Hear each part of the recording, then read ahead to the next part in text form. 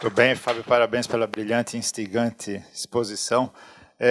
Nossos internautas, vocês podem encaminhar perguntas pelo e-mail iaresponde@usp.br, iaresponde@usp.br. Enquanto a plateia se organiza, já chegou uma pergunta, o Gueixo já sabia o esquema e eu já vou passar. Enquanto isso, a Cristiane vai articulando aí quem está ao vivo e a cores, né? Depois eu vou pedir para quem for falar se identificar e falar sempre no microfone por causa da transmissão. Bom, chegou aqui uma pergunta do Marcos Vinícius Ferreira, que é a seguinte. O professor comentou que várias empresas no setor, comentou sobre várias empresas no setor de inteligência artificial, Google, HP, Autonomy, Netflix. Porém, essas são empresas que estão usando o IA para resolver problemas da própria empresa. Gostaria de ouvir comentários sobre IA da Amazon, que está popularizando o acesso a elementos de IA para qualquer usuário, seja pelos seus serviços abertos ou por dispositivos como Alexa, Echo e Echo Dot. Então, vamos pegar um conjunto, aí você já vai no atacado, pode ser? Então, vamos lá. Antônio Saraiva, professor da Poli, proreitor de pesquisa. Parabéns também, Fábio, foi muito interessante, muito bem apresentado e instigante, né? Divertido até. Eu queria fazer dois comentários, que não sei se são perguntas, enfim, coloco para você pensar. Uma é a questão desse impacto social, né, que você mencionou. Vou fazer dois paralelos. O mesmo tipo de questionamento surgiu por ocasião da mecanização e da automação. Né? O mesmo tipo de questão, acho que agora uma terceira ou enésima onda. E inevitável que vai acontecer, inevitável o deslocamento dos empregos, eu acho que isso acontece também, é que eu acho que em todos esses casos a questão principal não é essa, a questão é que não há o compartilhamento dos benefícios. Então, o tal do efeito Matheus que você mencionou. Então, quem se beneficia daquilo leva tudo e quem ficou de fora é realmente excluído. Então, acho que talvez o ponto a discutir seja esse, como compartilhar os benefícios que advirão disso. Então, um mundo sem trabalho, ótimo, desde que todo mundo possa se beneficiar disso e possa se dedicar a outras atividades. Né? Isso é um ponto. O outro, me surgiu agora, enquanto você falava, uma questão que é a seguinte, você fala que a forma como as máquinas aprendem é diferente da forma como as pessoas aprendem, né? E é verdade. Mas aí eu fiquei pensando, quanto as novas gerações não aprendem diferente do que a gente aprendia. Se eles não estão usando muito mais métodos estatísticos do que os métodos formais. Veja como uma criança hoje aprende a lidar com uma coisa qualquer, um game qualquer. Um bebê que pega um celular na mão. Ela não leu o manual, ninguém explicou logicamente aquilo. E ela aprende o tentativa e erro, que no fundo é estatístico, hoje é muito mais prevalente, eu acho. Estou pensando, falando e pensando, não sei se estou falando grande besteira, mas me surgiu essa questão. Então é isso, mais uma vez, parabéns. Vamos pegar mais duas, tem o Aquiles ali, o Glauco aqui na frente, aí o Fábio faz algumas considerações, tá? Depois a gente volta para uma nova rodada. Internautas ia responde@usp.br. Escrevam logo, porque se chegar a pergunta depois que acabou o evento, tá certo? Nem a inteligência natural vai conseguir dar solução para isso. Meu nome é Aquiles, sou da Escola Politécnica, também Departamento de Energia e Automação. E sou da comissão de graduação da Escola Politécnica, como o Cosmo também é. Então, eu vou fazer uma pergunta sobre educação, sobre ensino. A Escola Politécnica está com uma preocupação muito grande de tentar criar indicadores e rastrear a trajetória dos alunos dentro da escola, principalmente aqueles que acabam falhando ou têm um elevado nível de retenção associado a esses alunos. Então, a pergunta é exatamente sobre isso, né? É a questão do comportamento desses alunos, né? Que têm uma bagagem que vem lá desde que eles nasceram e foram submetidos ao sistema escolar, e tem o processo de ingresso, né? E tem a trajetória dentro da escola. Quer dizer, a gente tem uma base de dados aí, de informações, que eu acho que se aplicaria técnicas talvez de Big Data Analytics ou Deep Learning, até para entender como é que é essa trajetória dos alunos, o que afeta, e você pensar em remédios aí, em soluções para que essa trajetória seja bem sucedida. Então essa é a minha pergunta. Obrigado. Tem um bloco aqui na frente, passa aqui, aí a gente para. Tem mais algumas perguntas que chegaram pelo meio, mas vamos fazer a outra, senão ele... Né? Obrigado, Fábio. Tem um ponto aqui. Você levantou uma discussão de que, bom, o Brasil precisa avançar, porque se a gente não avançar, os outros avançam, entende? Tudo bem, mas eu acho que o Brasil precisa avançar porque isso é ciência, entende? Isso é tecnologia. E está atingindo todo mundo, já está atingindo. A questão que o Saraiva levantou do emprego, não é o problema de você ser contra ou a favor da tecnologia, é que não tem nada a ver o que está acontecendo hoje com o que aconteceu antes com a automação. A reprodução que os economistas fazem, uma parte dos economistas, de que você fecha emprego de um lado e abre de outro, não está se verificando em nenhum lugar do mundo, nem em país avançado, nem em intermediário, nem atrasado. Ou seja, no período da primeira, segunda, terceira revolução, a tecnologia fechava as indústrias mais antigas, abria outras, e, de uma certa forma, ela compensava e mesmo ampliava o número de empregos. Bom, hoje, desde os anos 80, nós não temos nenhuma dessa realidade acontecendo. É certo que os estudos não são totalmente conclusivos, mas todos os que estão sendo feitos por gente séria, todos, sem nenhuma exceção. Você pega o David Autor do MIT, você pega o Devon Acemoglu, você pega os estudos da OCDE, todos eles mostram que não há nenhuma possibilidade, não está havendo em nenhum lugar a capacidade de geração de indústrias novas, portanto, de setores novos e empregos novos. Só isso aí já colocaria uma discussão muito forte sobre o que está sendo feito para todos os países e para o Brasil em particular. Veja, não basta a gente falar que nós vamos ter que discutir como é que os benefícios são repartidos, com todo o respeito ao meu colega Saraiva, certo? Não basta falar isso, porque as sociedades no mundo todo estão organizadas para ter o desemprego com uma questão controlada. O seguro-desemprego, todas as políticas compensatórias para manter um mínimo equilíbrio, elas vão assim, desemprego de 15%. A Espanha, algumas regiões, Portugal vai 20%, 25%, já dá o pânico em todo mundo. Você imagine uma situação de 50% de desemprego, 40% de desemprego. Significa que as fundações, daquilo que se chama um acordo social, certo? Elas vão ser colocadas na mesa para discutir.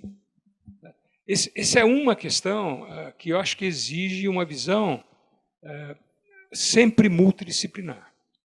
Acho que no mundo inteiro eu tenho ido em alguns encontros de inteligência artificial, acabei de voltar de Stanford, entende? E é super engraçado, com todo o respeito, eu encontro um monte de gente menos engenheiro, lá tem 1 ou 2 engenheiros, o resto tem gente da área de psicologia, da área de filosofia, da área de sociologia. Tem até a brincadeira dos engenheiros que falam assim, é por isso que não está andando tão rápido, certo? Esse pessoal segura. Mas, em todo caso, a ideia de ser multidisciplinar é fundamental para nós. E eu sinto uma dificuldade grande aqui na nossa universidade e no país inteiro. Não é só a China que definiu a inteligência artificial como o grande objetivo. O Putin acabou de fazer um discurso grande falando isso. E vocês sabem que a Rússia, com todos os problemas que tem, ainda é a sociedade que tem a maior relação gente-engenheiro do mundo, até hoje. E a que mais produz em termos de matemática, de estatística e de ciências mais hard, de física, no mundo. Produz mais, inclusive, que os Estados Unidos. Entende? Então, precisa modelar um pouco. O segundo ponto, rapidinho, diz respeito à maneira como essa discussão ela avança. Ela está avançando muito calcada em alguns países e em algumas empresas. E ninguém faz milagre. Mas ela está avançando tão rápido e colocando problemas tão grandes. Teve há 5, 6 anos atrás, quando começou a surgir a ideia do carro sem motorista, o debate veio, bom, mas como é que o carro vai escolher entre matar 3 criancinhas e 3 idosos, certo? E todo mundo fala assim, bom, tudo bem, como é que você resolve como gente, certo? O problema não é esse, de você resolver as questões que são difíceis de serem resolvidas. O problema é que tem gente decidindo como fazer. Então, por exemplo, 2 grandes empresas, agora, há 15 dias, decidiram o seguinte, eu não quero discutir quem que o carro vai pegar ou não, eu quero discutir aqui o meu carro, que eu vou vender, que está sendo produzido por mim, ele vai ter que defender quem está dentro do carro. Então, se tiver 50 criancinhas de um lado e 50 idosos do outro, não é nosso problema. O meu problema é saber se quem está dentro do carro vai ser defendido. Estou levantando isso, pode parecer uma questão simples, está longe de ser simples. O sistema regulatório legal é uma bagunça no mundo inteiro, ninguém está preparado, não é só o Brasil que não está preparado, o Brasil está muito mais atrasado. Mas essas são questões de fundo que exigem que a gente sente e converse. Então, eu gostaria de trabalhar a ideia de trazer para o IA, nós já tivemos algum contato com vocês, eu estou reunindo com o pessoal da matemática aqui, que também mexe com isso, mas a dificuldade de pôr as pessoas em torno da mesa, entende? É demais. Eu até pensei em me fantasiar de engenheiro, tá, mas os caras não iam acreditar. Eu não consigo fazer cara inteligente a esse ponto. Entende? Então, precisava reunir, talvez o Siqueira, que trabalha lá na pró-reitoria, entende? Então, vai tentar montar, porque eu acho que é urgente para a gente. A USP vai ficar para trás. E o problema não é só a USP, é o Brasil já está para trás e fica mais para trás ainda. Bom, Fábio, tem esse bloco, pega esse bloco, já tem mais alguns que chegaram pela internet, e depois que o Fábio comentar, a gente passa para os próximos conversando com você. Tá? Bom, são várias colocações aí. Começar pelo internauta aí, que levantou a questão das empresas. Bom, deixa eu falar uma coisa, eu não recebo nenhum recurso aí da Amazon.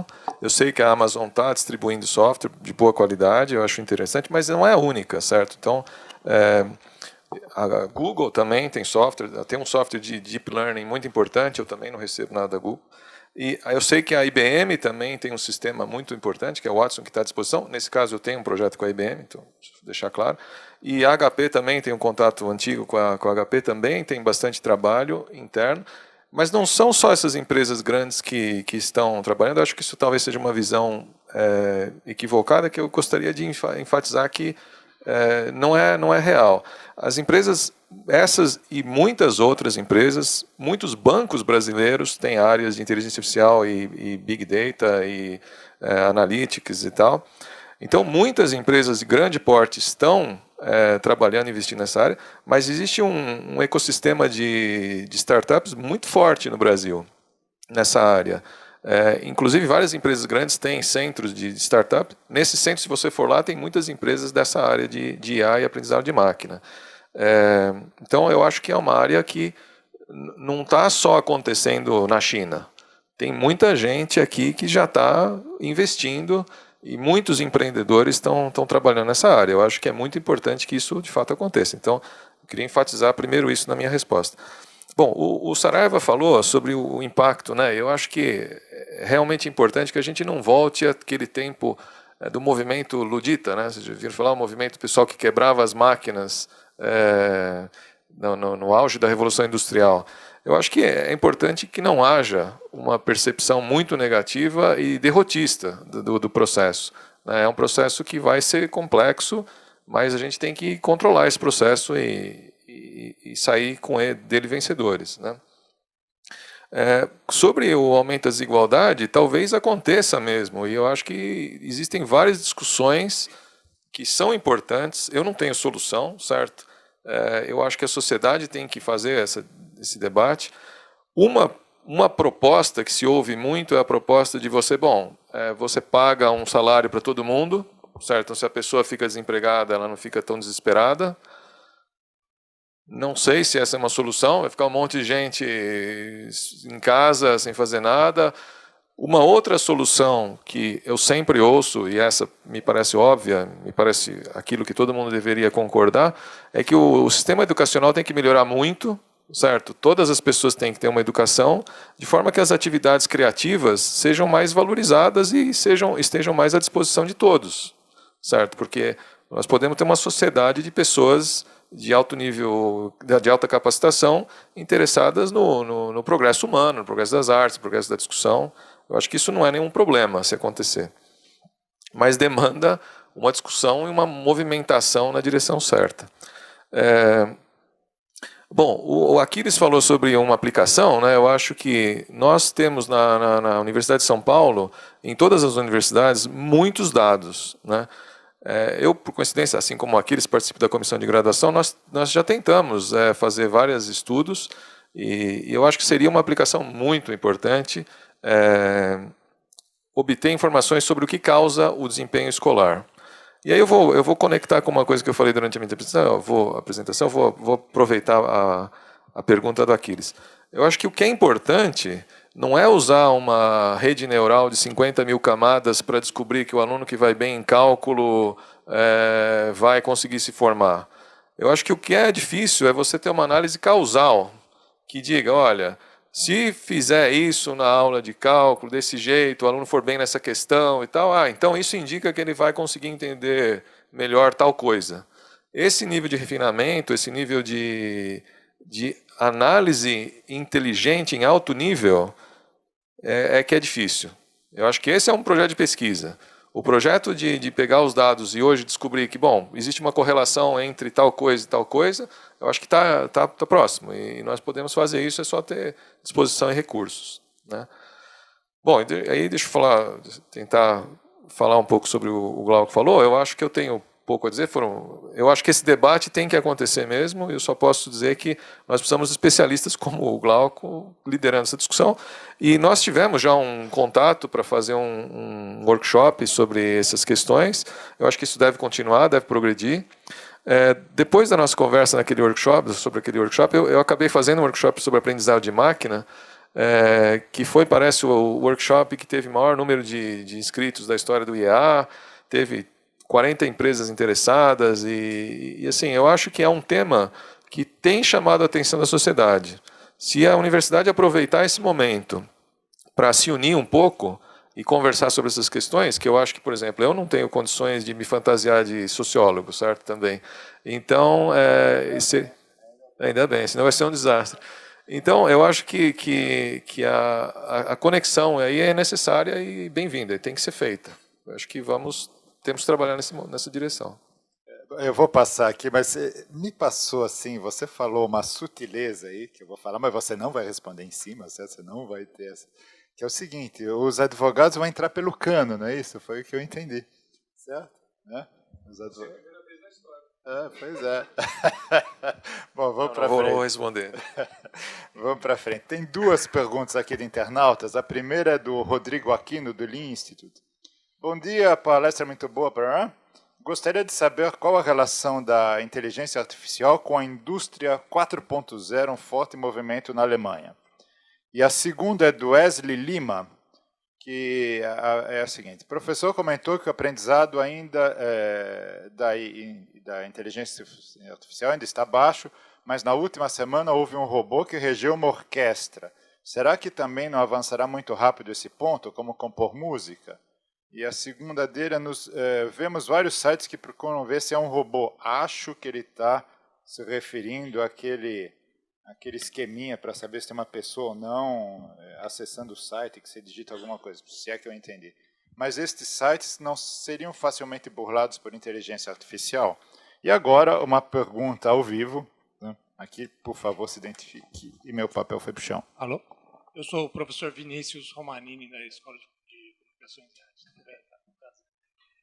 Eu queria levantar a questão da privacidade, porque a gente está vendo a rápida evolução da internet das coisas, né? A junção da inteligência artificial conectada ao Big Data, grandes volumes de dados.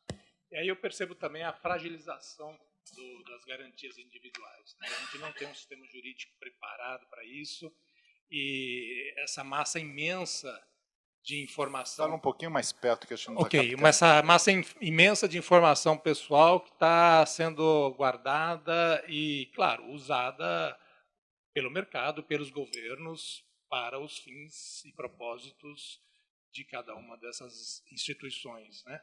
E a outra questão que está um pouco conectada é sobre o uso da inteligência artificial na biomedicina, né? Para se apropriar de informação genética e usar essa inteligência artificial para design genético, né, de não só seres vivos, mas intervenções médicas que podem ter um lado muito interessante do ponto de vista das terapias, mas também abre um novo universo que a humanidade até então não conhecia, né? São, acho que, dois riscos que não estavam na sua palestra e que eu acho que merecem ser também comentados. Tem mais duas ali atrás que a Cristiane vai endereçar. E aí a gente, depois dessas duas, a gente faz um bloco. Não, a gente encerra o bloco e depois a gente faz um bloco mais curtinho, porque o nosso tempo vai estourar. Infelizmente, o tempo é o tempo. Bom dia, João Cortez, eu sou formado em Ciências Moleculares, doutorando em Filosofia da Ciência. Obrigado pela palestra. Eu queria perguntar assim, a respeito das implicações éticas. Você falou muito que é um modelo não causal, pragmático, baseado em dados. Então tem uma questão bem ampla, né? Até onde um criador deve ser responsável pela inteligência artificial que ele criou, né?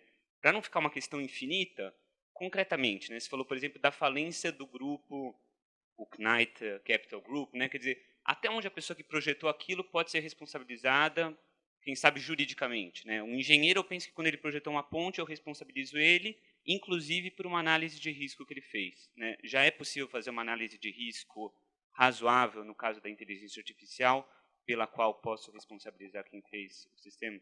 Obrigado. A última desse bloco. Bom dia, meu nome é Bruno, eu sou recém-formado em Engenharia Mecatrônica pela Escola Politécnica e aluno de mestrado pela Universidade Técnica de Darmstadt, na Alemanha. Eu gostaria de perguntar a respeito de ações. Conversa um pouco com a pergunta do professor que estava sendo dali, eu não me lembro quem é, professor Aquiles, mas existem algumas implementações concretas de melhoria da escola, no caso, em particular, a Escola Politécnica, né? Como que seria a conversa entre, talvez, recursos tecnológicos, dados tecnológicos e a implementação de recursos tecnológicos usando machine learning na melhoria da educação, né? No caso, seja na resolução de exercício por questão causal, seja lá o modelo. Como é essa ideia atualmente? Como seria essa conversa, né? É isso, não sei se eu me expressei bem. Então, Fábio, vamos lá só dar um aviso para os nossos internautas e para quem está aqui presencialmente. Daqui a 15 dias, o vídeo dessa palestra, dessa discussão, vai estar disponível na videoteca do IEA e com o link também na videoteca do Observatório, para todo mundo poder rever, indicar e assim por diante. E internautas, talvez ainda dê tempo, ia.responde@usp.br para vocês fazerem suas perguntas. Fábio. Bom, as perguntas passaram por vários temas aí, eu certamente não sou especialista em todos, eu vou tentar responder dentro das minhas habilidades aí. Bom, hoje em dia existe a indústria... Primeira questão do internauta, né, sobre a relação entre inteligência artificial e indústria 4.0.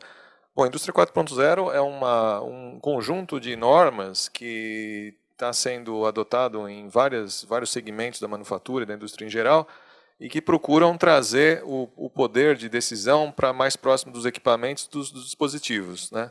É um tema que está muito quente na indústria, certo? É um tema de grande importância. Agora mesmo, nesse momento, a FAPESP tem uma chamada para centros de engenharia voltado para coisas similares. Se vocês pegarem a revista Exame desse mês, é uma edição especial sobre a indústria 4.0. Se você olhar a especificação da indústria 4.0, ela tem tudo a ver com a aplicação de técnicas de tomada de decisão e processamento de dados na hora de montar os produtos e decidir o que fazer, né? Então, de certa forma, sim, é a aplicação de tecnologias tradicionalmente ligadas à área de inteligência artificial na área de produção, além de outras coisas que têm a ver com sensoriamento e outras coisas que não têm a ver com IA. Então, realmente, é uma tecnologia que adota muito IA em todas as suas manifestações, né? E eu acho que isso não está fora do radar das empresas brasileiras. Já ouvi falar bastante coisa, lá no meu departamento de mecatrônica há um grupo trabalhando com a indústria 4.0 que está bastante próximo disso. E também, falando de uma empresa brasileira, também só para mencionar, nós temos conversado bastante com a TOTUS, que é uma empresa bastante grande do Brasil. Eles fazem software para a indústria e para comércio, e eles estão muito interessados em IA. Se vocês for olharem o material da TOTUS atual, eles estão se posicionando como uma empresa de IA, né? Assim como a IBM também. Se vocês ouvirem um pouco o material da IBM, a IBM está se posicionando como uma empresa de aplicação de IA a longo prazo. Bom, a segunda pergunta é sobre o robô que regia uma orquestra. E sim, as aplicações são as mais impressionantes que existem, né? Então, eu poderia citar umas também. Por exemplo, não sei se vocês já viram aquelas aplicações que você dá uma foto e o computador descreve o que está na foto. Então, nessa foto tem uma criança segurando um ursinho, não sei o que lá. É impressionante. Não significa que o computador está realmente fazendo todo aquele processamento, mas existem variadas técnicas, tá? Então, deixa eu deixar bem claro. O que está dando mais certo hoje são as técnicas de Deep Learning, que são técnicas entrada-saída, sem um entendimento causal do processo todo. Não significa que nós não temos técnicas de compreensão do processo e do modelo que rege a atividade. Então, que um robô regendo uma orquestra, eu acho que é uma demonstração de capacidade dos pesquisadores envolvidos. Eu acho que isso vai longe ainda. E, na verdade, já existem programas que compõem música. Eu já fui num show de música composta por computador. E eu achei boa a música, achei interessante. Sobre a privacidade, bom, eu acho que o Vinícius, né, o professor Vinícius, aí, trouxe duas questões que eu deveria ter mencionado com mais, talvez não tenha tido tempo para falar, mas realmente a privacidade é essencial. A garantia da privacidade é essencial. O que eu só posso dizer é o seguinte, é que eu acho que os advogados não ficarão sem emprego durante muito tempo, porque isso vai trazer toda uma outra questão, vai trazer toda uma outra... os advogados estão sossegados aí. Então, realmente, acho que as questões complexas que vão surgir nessa área vão demandar muita ação jurídica, muita discussão jurídica. Sobre as implicações éticas e até onde o desenvolvedor pode ser responsabilizado pelas ações de um artefato artificial, eu gostaria de responder isso dizendo que eu sei, mas eu realmente acho que é uma questão em aberto. Eu acho que existe uma discussão ética em curso internacionalmente, no Brasil também. Existem todas as mais diversas opiniões sobre quem faz o quê, e eu acho que isso está muito longe de uma solução. Então, eu realmente acho que não vou conseguir responder essa daí. Sobre o uso em pedagogia, realmente, aí existem aplicações. Existe uma área bastante forte sobre o uso de dados para você tomar decisões pedagógicas, principalmente no ensino online, né? Inclusive existem empresas, inclusive existe no Brasil, tem várias startups que trabalham nesse setor. Se estiver interessado, eu posso depois te conversar um pouco contigo sobre isso. Ok. Sobre a música, tá? O Orlando Strambi, que a gente subiu no elevador agora, ele disse que ontem ele foi assistir o show do The Who lá e falou aquilo que é máquina de fazer música, certo? Então, está vendo? Os caras são dos anos 60, aí já tinham máquina. Tem uma pergunta que chegou aqui, tá? Depois eu vou fazer uma pergunta para você. Da Luciana Santos Barbosa, mestrando do Programa de Neurociência e Comportamento do Instituto de Psicologia. Um autor que era Ray Kurzweil, não consigo ler isso aqui. Então, esse exatamente que eles falaram, tá? Fala sobre o hibridismo do homem com a máquina, para, entre outras coisas, aumentar o potencial de inteligência humana. Qual a viabilidade desse projeto e quais os impactos sociais em sua opinião? Eu queria engatar, se não tiver outra pergunta pelo momento, mas eu queria engatar, tem uma aqui, mas eu engato aí, você engata, tá? Que é o seguinte, Fábio, dá um panorama de quais são as linhas de pesquisa hoje, para onde está indo a pesquisa em inteligência artificial, o que está sendo feito, o que vocês fazem, o que você sabe que o pessoal lá de São Carlos faz, o pessoal da matemática, dá um panorama aqui no Brasil, você está falando? Para o Brasil, se puder comparar com fora, melhor ainda, eu sei que não é tão trivial.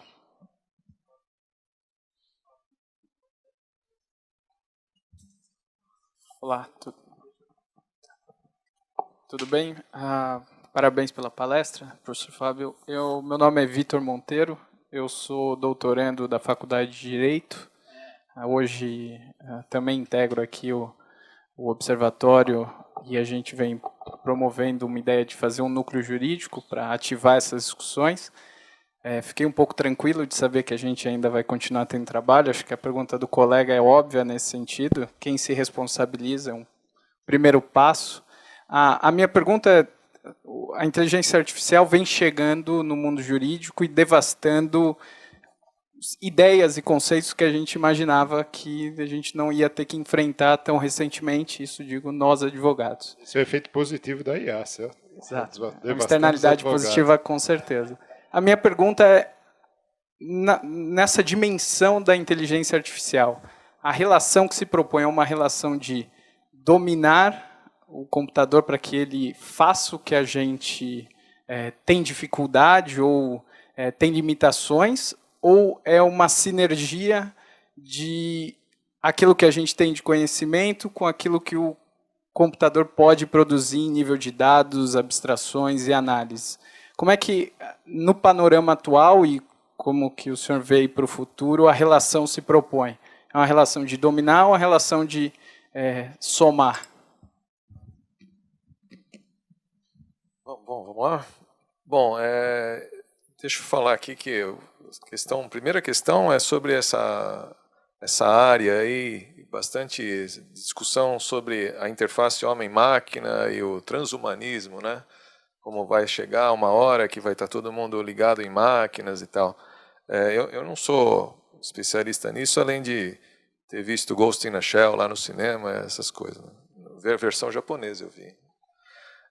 Então, eu acho que essa é uma discussão antiga, né, que vem de longe. Eu me lembro já, quando eu estava fazendo doutorado, falei 25 anos atrás, perto lá do nosso laboratório tinha um professor Hans Moravec, que é um cara que já falava naquela época de transplantar o cérebro numa máquina e tal. Então é uma discussão antiga, eu não sei realmente se isso vai acontecer, mas realmente na área de IA nós estamos muito longe disso, né? Nós estamos trabalhando com coisas que estão muito longe disso, é isso que eu posso dizer na base do meu conhecimento. Sobre a relação entre o homem e a máquina, bom, eu espero que seja uma relação de dominação, né?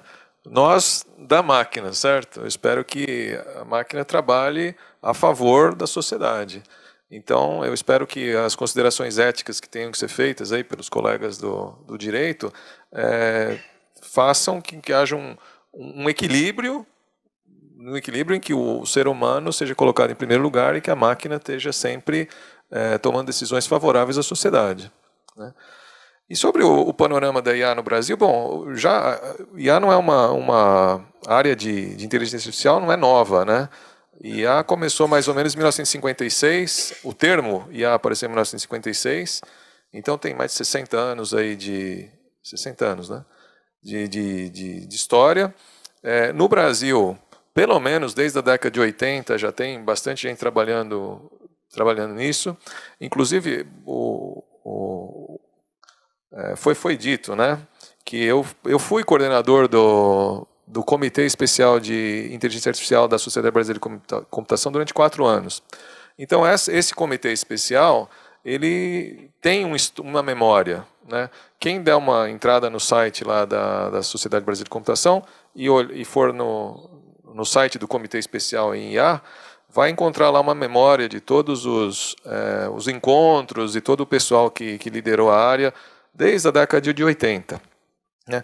Hoje em dia, eu acho que a USP tem uma presença muito forte, sobretudo São Carlos tem um grupo muito forte de IA.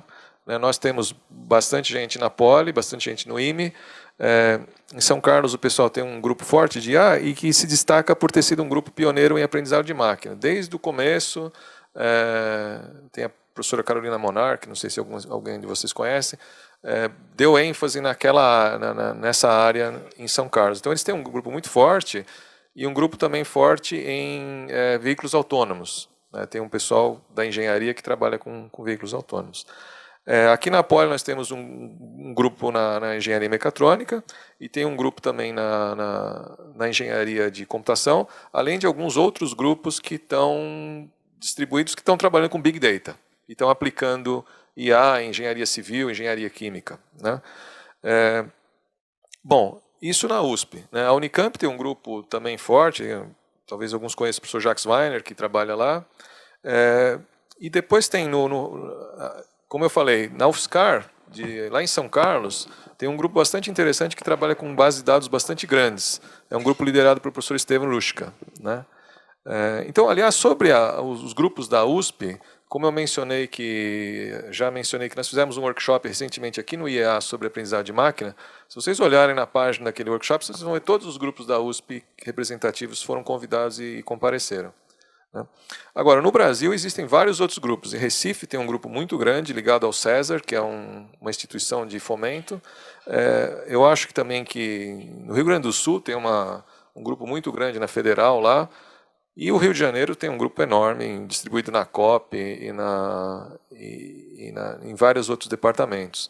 Então, assim, tem uma comunidade grande, vibrante. Isso eu estou falando só os grupos maiores, mas tem outros, tem muitos outros. Tem uma comunidade, agora em outubro vai ter o encontro anual da comunidade, que vai ser em Uberlândia, né? Todos os interessados estão convidados aí.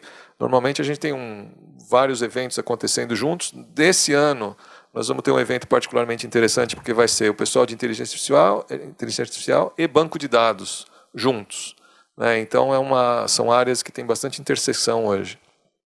Então, acho que é mais ou menos isso o panorama que eu daria. Pergunta ainda.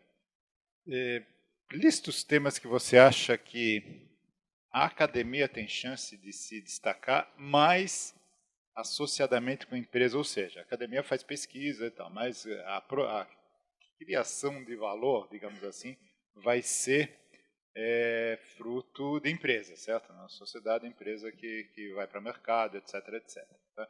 Da tua experiência, onde você acha que tem chance de começar a ter algum desenvolvimento, digamos assim, entre aspas, econômico, de produto ou de empresa, associadamente à academia brasileira, vamos dizer assim, e empresa?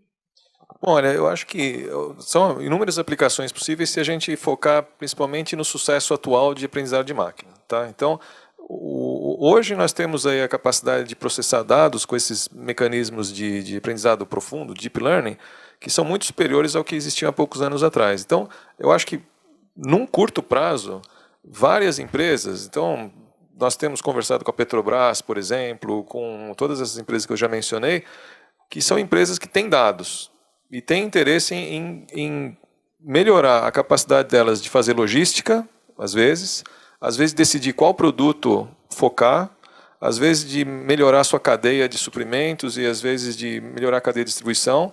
Tudo isso, então, num horizonte imediato, eu acho que é bastante viável, né? Aí, num horizonte um pouco mais longo, eu acho que tecnologias como, por exemplo, processamento de linguagem natural serão muito importantes. E eu estou mencionando essa tecnologia em particular porque essa tecnologia é uma tecnologia que a academia brasileira pode ajudar muito. Porque não adianta também esperar que a China vai desenvolver um bom tradutor, um bom interpretador de texto em português. Então, por exemplo, hoje, uma coisa que faz falta na academia brasileira é que nós não temos os chamados corpos em português. Os corpos são textos anotados. O que é o verbo, o que é o substantivo, que são usados para fazer o aprendizado. Então, boa parte do sucesso dessas tecnologias no processamento de inglês é porque, em inglês, existem muitos textos já anotados, já feita toda a análise semântica, morfológica, sintática. Então, eu acho que essas tecnologias de processamento de linguagem natural, essa será importante para as empresas, mas ela depende de startups agora e academia fazendo um esforço. Então, eu acho que são algumas, mas assim, tem várias possibilidades, mas acho que algumas mais imediatas que eu vejo nesse sentido. Sobre startups, tá? Eu conheci num evento uma startup de uns alunos, ex-alunos da mecatrônica, para selecionar tomates, muda de eucalipto e outras coisas que eles se baseiam em algum algoritmo de IA. Né? Eu queria que você comentasse um pouco, porque acho que uma das coisas interessantes que está acontecendo no Brasil, tem um monte de coisa não tão interessante acontecendo, mas uma das coisas interessantes que está acontecendo no Brasil é uma busca de universitários ainda estudando ou recém-formados de constituir empresas de base tecnológica. Tem várias empresas muito interessantes aí. Né? Então, eu queria que você comentasse um pouco isso, puxando a sardinha para a sua brasa ou a brasa para a sua sardinha, do que você conhece dos alunos da mecatrônica, da Poli, da USP, ou sei lá de onde, como é que eles estão desenvolvendo coisas nesse sentido. Sim, bom, deixa eu começar por esses alunos. Esses alunos são alunos da mecatrônica, foram nossos alunos, meus alunos, mas não foi por isso que eles tiveram esse empreendedorismo. Acho que eles são alunos brilhantes que conseguiram encontrar o caminho. Essa empresa surgiu de um projeto da FAPESP, Então, acho muito importante mencionar isso, né? Quer dizer, a FAPESP é importantíssima nesse processo. Eles conseguiram um processo PIP e conseguiram clientes aí pelo Brasil afora no processo de, usando imagens, classificar produtos. Eles têm uma ajuda muito importante lá do Departamento de Engenharia de Produção. O Zancu dá um suporte, o nosso colega lá, o professor Zancu, dá um suporte no espaço e eles têm conseguido ir adiante com uma empresa muito assim, de alto nível tecnológico. Isso tem realmente, assim, a gente sente dos alunos, mesmo quando procuram para fazer processo de formatura. Só vou mencionar um outro caso que eu acho que é interessante também para fomentar a criatividade e tal das pessoas. 2 anos atrás eu tive 2 alunos de projeto de formatura que um deles tinha uma bolsa da Fundação Estudar, que é uma fundação da Fundação Lima, né, parte da Fundação Lima. E na Fundação Estudar eles recebem muitos e-mails, né, perguntando sobre tudo qualquer coisa. Mas, na verdade, o que eles fazem lá é ter uma pessoa que recebe os e-mails, lê o e-mail e aí responde de uma série de possíveis respostas. A pessoa não escreve nada. Ela lê, fala, isso aqui é sobre matrícula. Ou então é sobre bolsa. Então, eles tinham dificuldade de processar todos esses e-mails. O que esses 2 alunos fizeram? Eles ficaram sabendo do problema, fizeram um classificador de texto em português, usando um corpus em português feito em São Carlos, então isso foi importante. E esse classificador classificava a imagem e aí dizia, bom, essa daqui manda esse texto. Fizeram isso daí. Foi um projeto de formatura muito bem sucedido e eles prontamente foram chamados para abrir uma empresa por vários investidores ligados à Fundação Lima, né? Então, acho que esse tipo de atitude eu tenho visto nos alunos. Eu acho que cabe à universidade fomentar, realmente dar ênfase, ter espaço, né, para esses alunos encontrarem o seu caminho. Legal, Fábio. Senhores, mais alguma questão? Temos aqui. Olá. Ok. Olá, professor Fábio, obrigado. Meu nome é Alan Felipe, eu sou pós-graduando do Instituto de Neurociência, Departamento de Neurociência e Comportamento, na Psicologia.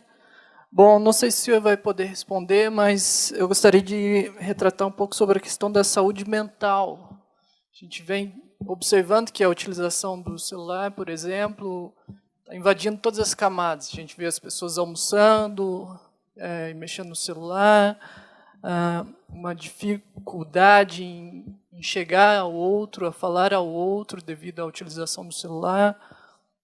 A gente sabe pela neurociência que os circuitos neurais são moldados, né, a plasticidade sináptica é moldada a partir dos nossos hábitos. Então a gente vem percebendo um raquitismo cognitivo, essas perguntas extremamente elaboradas pelo pensamento operatório, que é o pensamento cartesiano, sistemático, e uma subtração do pensamento simbólico, né? A gente sabe também que o pensamento operatório, em excesso, ele gera as doenças mentais. A gente vem observando casos de suicídio, depressão e tudo mais. Como que a inteligência artificial ela vem para ajudar? Ela vem para dificultar também. E, como o senhor falou muito sobre conhecimento, eu lembrei de uma frase do Einstein que diz que o mais importante não é o conhecimento, mas a imaginação.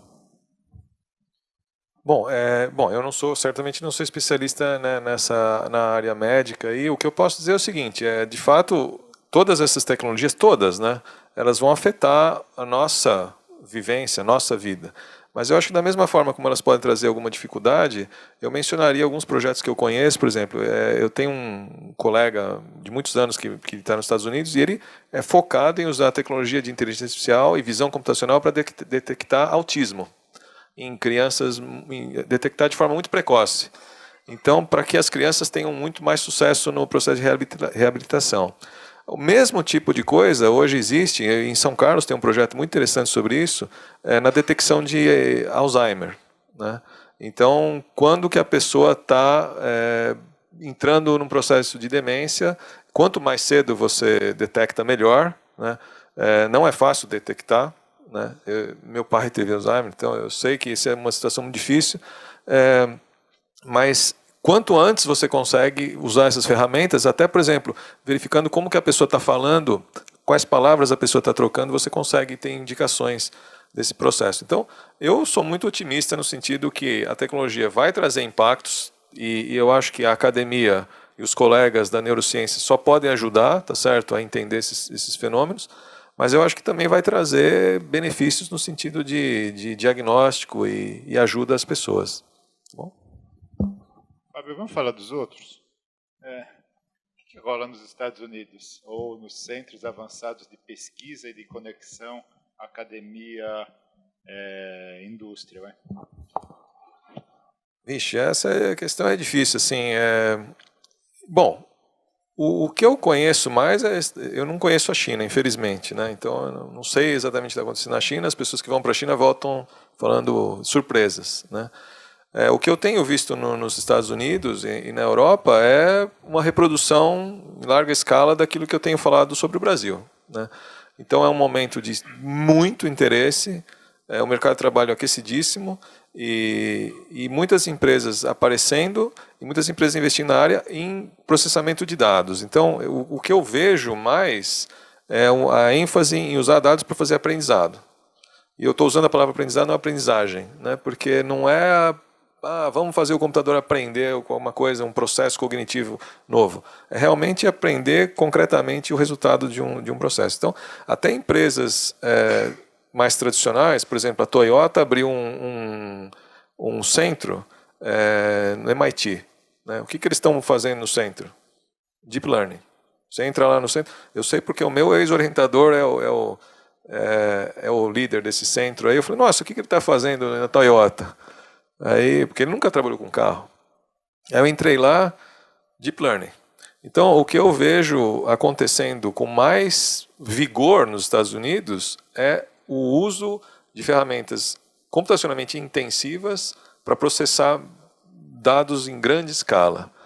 Mas, veja, os Estados Unidos é um país complexo e a Europa é um país, ou vários países, também com muita diversidade. Então, eu vejo muita atividade ainda, embora esteja um pouco escondido, nessas áreas mais tradicionais de processamento de linguagens mais formais, nos níveis mais altos da cognição.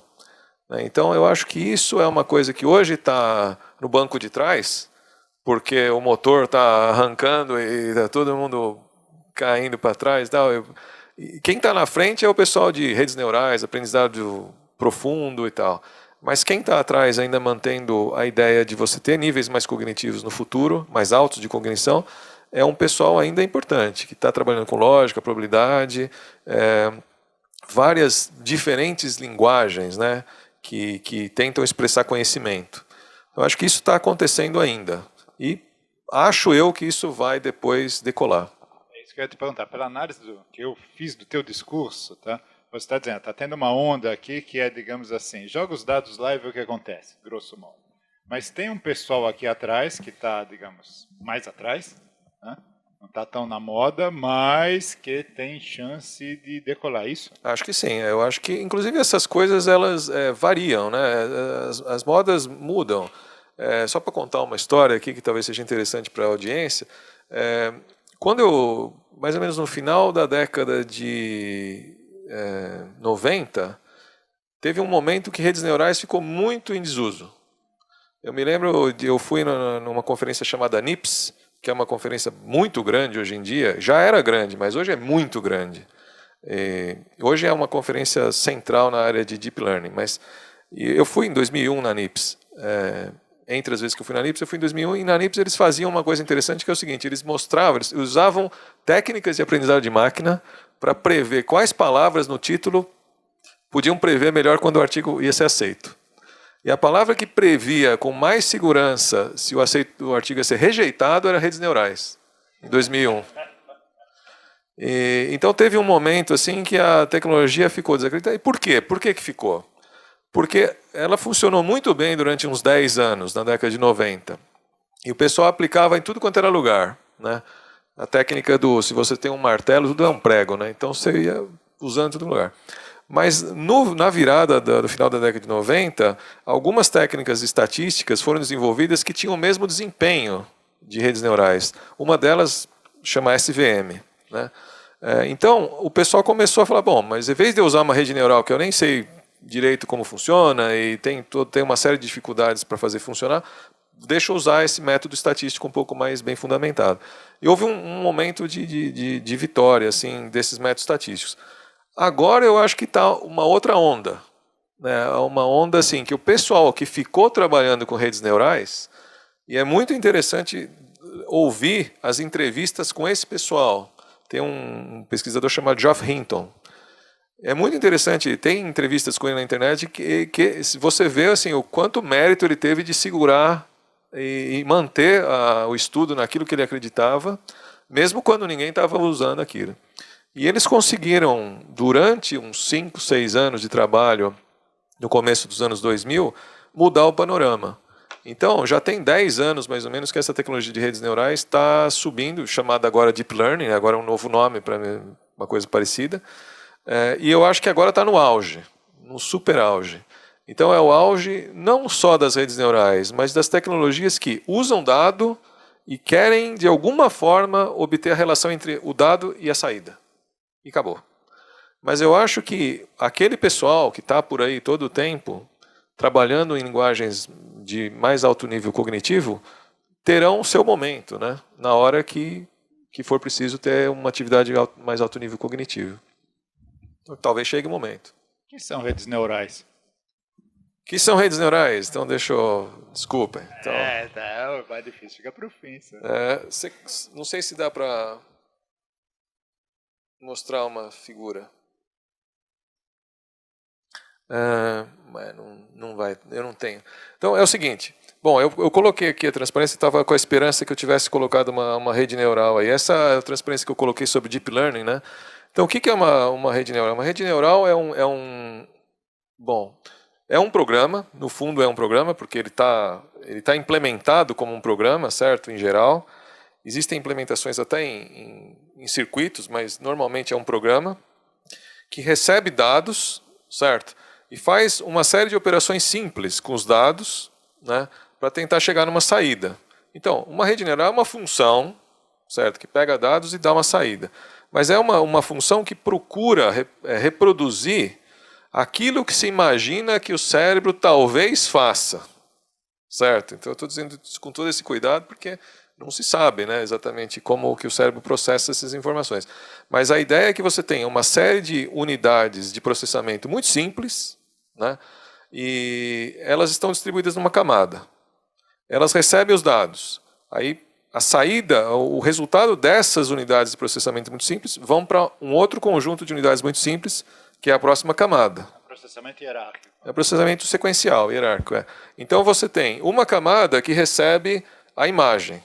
Essa camada vai te produzir o resultado de uma série de processamentos muito simples, que é uma outra imagem. E assim vai, até você chegar no final, o resultado que é um número, um rótulo, alguma coisa de interesse, né? Então, vamos dizer, tem várias maneiras de descrever o que é uma rede neural. Você pode escrever assim, é uma maneira de reproduzir o cérebro humano no computador. Ou você pode falar, bom, é uma função. É uma função que pega dados e dá uma saída, né? Eu acho que a gente está longe ainda de saber como o cérebro funciona. As redes neurais são uma tentativa de reproduzir de forma pragmática o que a gente acha que está lá. Agora, a neurociência está avançando assim, a passos aceleradíssimos, acho que por causa desses equipamentos de imagem e que você não, quer dizer, alguns, né, os médicos, os biólogos, etc., estão entendendo melhor o funcionamento do cérebro e tal. Existiria a possibilidade, é um chute total, uma bola de cristal, mas daqui a alguns anos, se entender melhor o processamento do cérebro, se entender melhor como as pessoas, algumas formas das pessoas raciocinarem, e tentar modelar isso, você acha que existe alguma viabilidade disso em 50 anos? Então, essa é uma questão difícil, por quê? Porque esse é um debate na comunidade de IA, tá certo? Eu acho que esse é um debate difícil.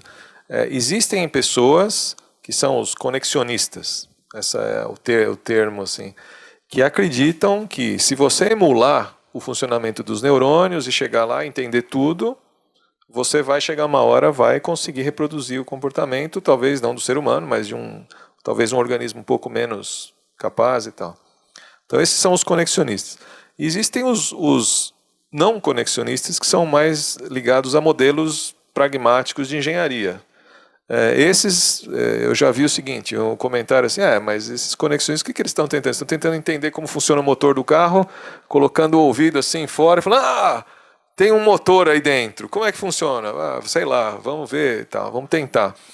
Então eu acho que tem o pessoal crítico a essa tendência de reproduzir o cérebro humano, e aí o que esse pessoal mais crítico diz, acha ou acredita, vamos dizer assim, resumindo muito, é que, bom, não importa muito. O que a gente quer, nós temos problemas para resolver, eu tenho essas entradas, eu tenho essas saídas, de repente eu consigo fazer uma coisa tão boa que nem o cérebro, de repente eu consigo fazer uma coisa melhor, certo? Se eu vou responder uma questão, se eu tenho uma máquina que precisa responder questões, no processo de responder questões eu posso acessar a Wikipedia?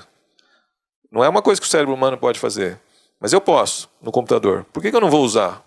Então, existe, assim, inclusive talvez não uma tensão, mas diferentes perspectivas dentro da área, né?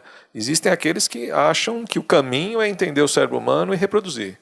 Existem aqueles que dizem, bom, tudo bem, se for melhor, melhor, se não for melhor, não é melhor, dane-se.